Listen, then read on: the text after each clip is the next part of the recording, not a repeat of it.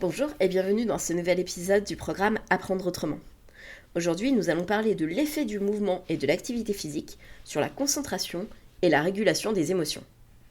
Contrairement à une idée reçue, demander à un élève de rester assis sans bouger pour mieux apprendre est souvent contre-productif, surtout pour les élèves neuroatypiques. Le mouvement stimule plusieurs zones du cerveau impliquées dans la mémoire, l'attention et la gestion des émotions.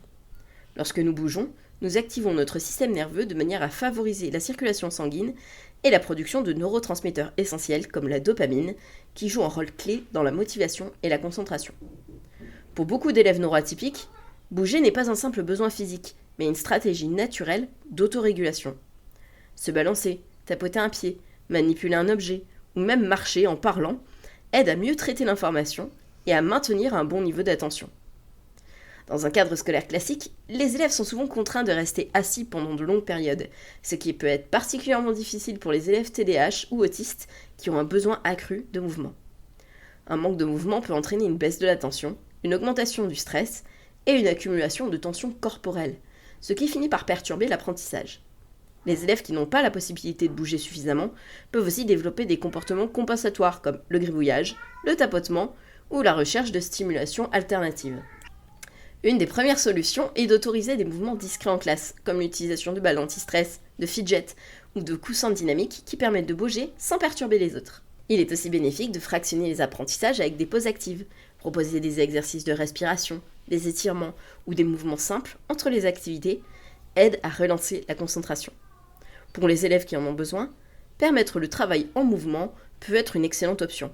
Lire en marchant, réciter une leçon en lançant une balle ou utiliser un vélo de bureau sont des stratégies qui peuvent grandement améliorer l'apprentissage.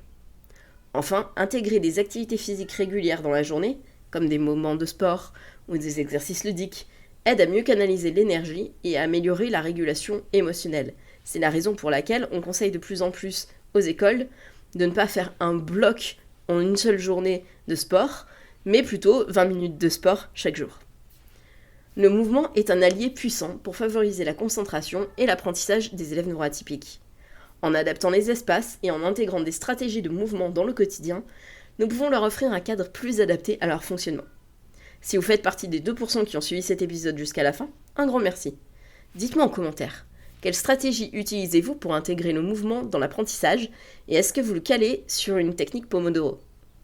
Dans le prochain épisode, nous parlerons de la prise de notes et des alternatives pour les élèves ayant des difficultés avec l'écriture. Activez toutes les notifications pour ne rien manquer, et à demain.